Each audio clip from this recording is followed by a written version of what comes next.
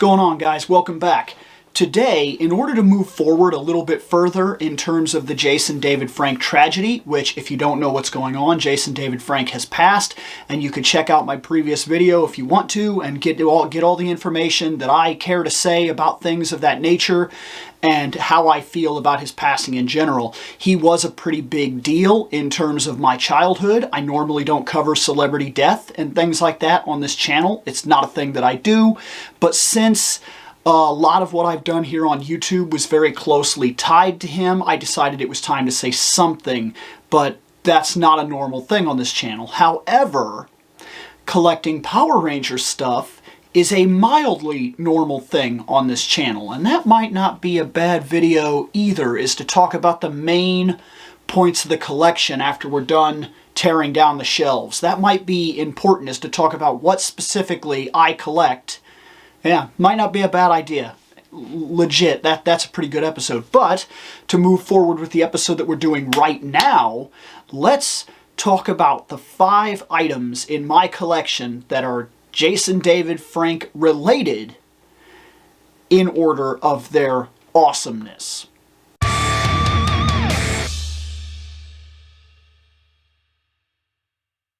Okay, so in order to do this, the first thing we have to do is we have to set some ground rules. First off, these have to be items that, of course, I have, not the items that I want or the items that I know you can get that are out there. They have to be items that I have physically. Next, they have to be Jason David Frank related. And just to let you know, pretty much everything I'm about to pull out here is going to be Power Rangers in terms of that relation, because that's what I have. So, I believe that's enough for the ground rules. It's simple, it gets it out there, it tells you what I'm about to do, and let's get on with it. Let's check out item number 5. Okay, so this took a little bit of argument on my part to figure out where this really belonged in the list, and there's a reason I'm putting it at number 5. At number 5 is all the signed stuff, the pictures I have with him and things of that nature. These are memories, they're personal memories, and they only really relate to me. And while that might make them very important to me, I decided that as an overall list, this is just a thing that comes down to me. These are items that specifically I went out, I met the guy, I got signatures, I talked to him, so on and so forth. So that's the 5th item in my collection, is all the stuff, the pictures and signed autographs and things like that that I've had a chance to get over the years that I met him a couple times. That was number 5. Number 4 are the 2 coolest figures that I have from this Ranger line in terms of Jason.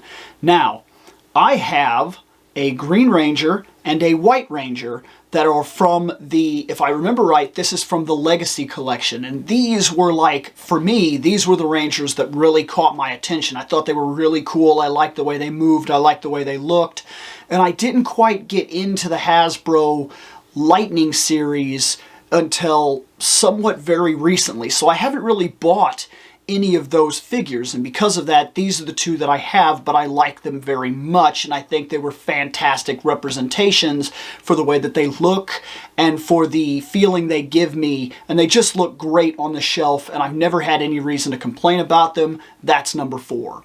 Number 3 is going to be the Zords, and yes, I'm talking about both of them. I have a White Tiger Zord and I have a Dragon Zord, both of them from the Legacy collection, and they are fantastic. The sculpt is absolutely wonderful. They stand fairly tall for what they are, and they just look great. These pieces have been an absolute centerpiece of the shelf since I got them. This is literally cutting all the way back to my childhood. When I was young, it was so cool to get a giant robot. I specifically remember a memory when I was very young. I didn't get a Megazord. My friend Tommy got a Megazord, and then years later, literally years later, that's not a joke, at least a full year after the Megazord, because what I got was the Thunder Megazord. I came down on Christmas, I unwrapped it, I saw it, and it was in this big giant box, and it was the Thunder Megazord, and I remember immediately that kind of put it in my mind that I liked the Thunder Megazord more than I liked the Megazord. It was having it. It was having it in my hand as opposed to my buddy who had the Megazord in his hand. And funny enough, he didn't get the Thunder Megazord, so I would often go over to his house and then we would play like Rangers and whatnot up in his attic, and I would have one and then he would have the other. But yeah, later on when I grew up, there was a Zord that I always wanted. I always wanted the Dragon Zord, so I went out of my way to get it as an adult, and it was one of those steps forward into just being like, this is something that I want to do. I want to collect things as an adult. I want to collect toys, and I really don't care. I really don't care about how it looks. I want this physical item of something that was very important to me when I was a kid on the shelf. So I went and I got it.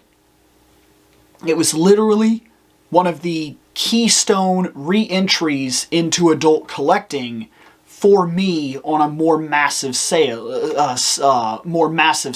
Until that point, I'd just been collecting some Spider-Man stuff. But when all the Ranger stuff came back into my life, when I started watching it again and checking it out and going back into like some martial arts stuff, the inspiration of getting myself in a better place kind of made me re-interested in getting stuff that made this go to a better place. Just sitting in this room does wonders for my mental health, if you will. I sit in here and I think about things and I check out the fandom, and this room is a museum to everything outside of work and hard life that is me, and that is a real interesting thing to just be able to sit in a room like this that I have built. It means a lot more than most people would tend to realize, I think. So that was number 3, is the Zords. Number 2 is the Dragon Dagger. That's right, the Dragon Dagger. This thing blew my mind when I was a kid.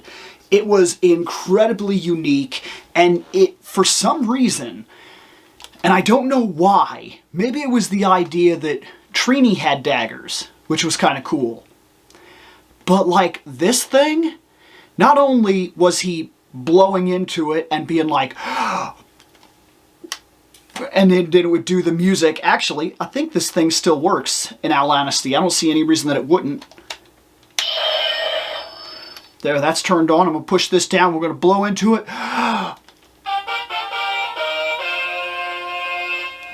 Still works. Awesome. Let's turn it off though.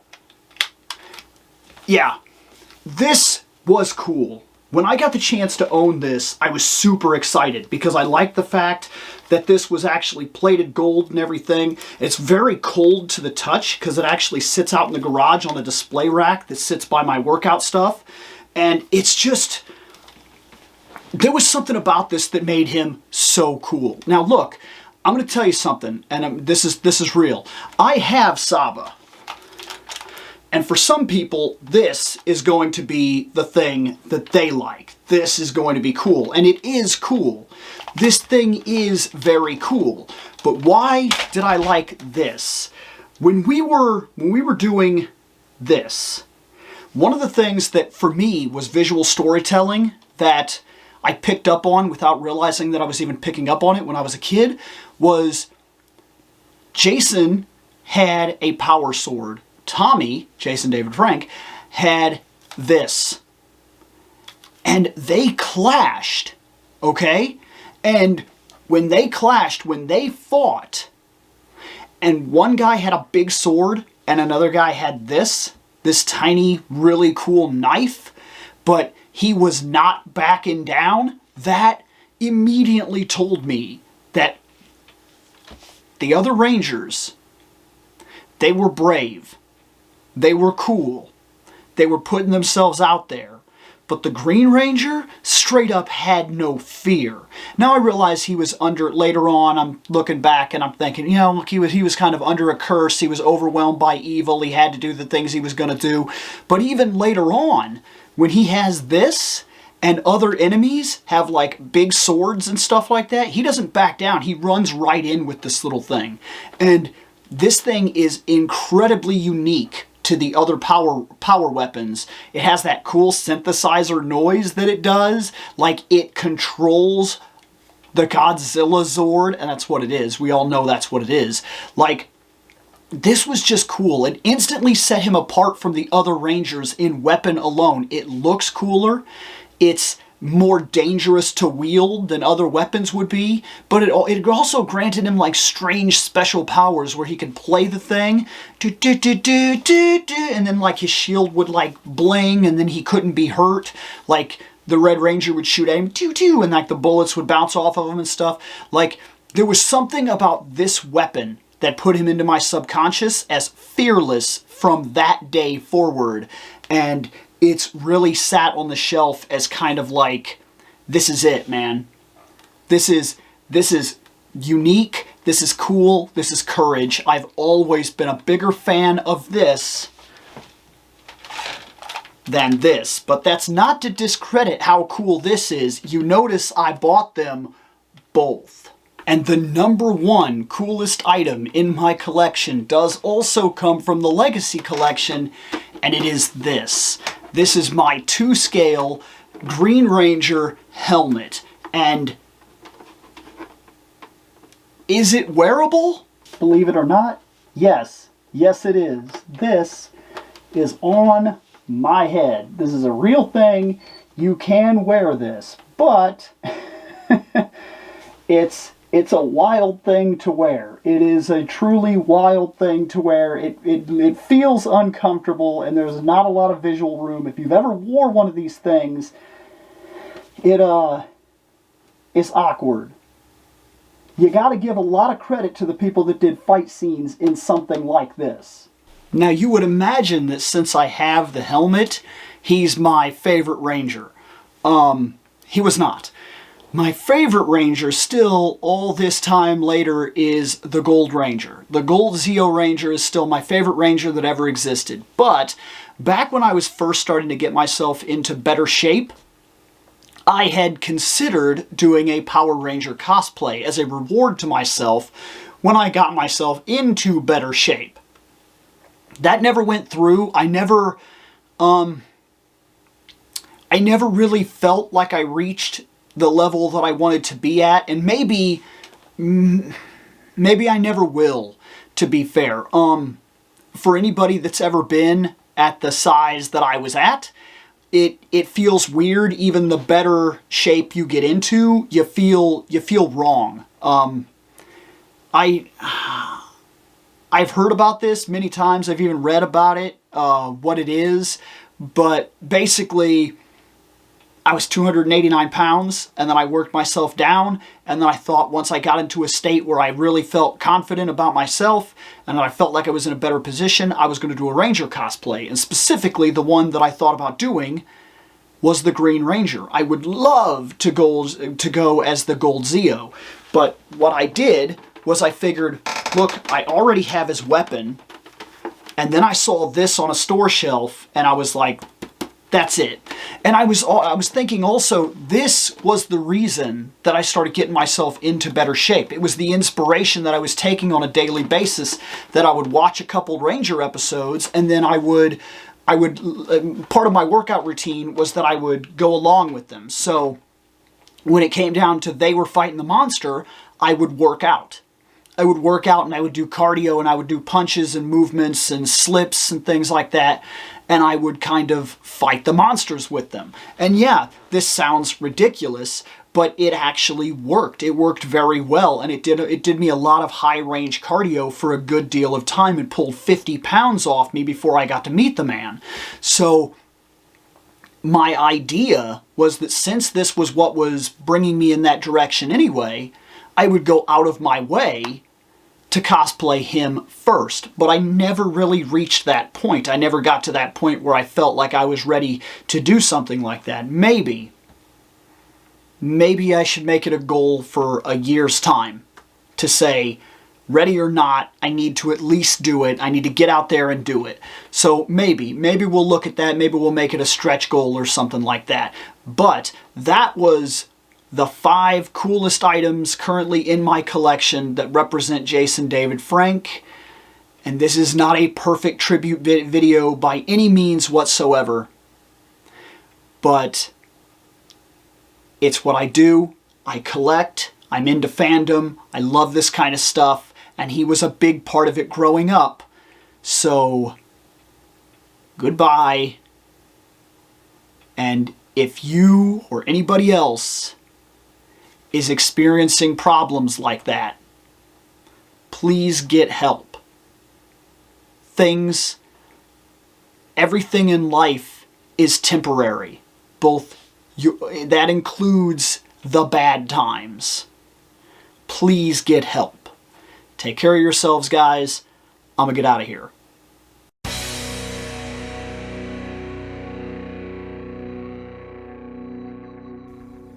I have spoken. Take what you will from it.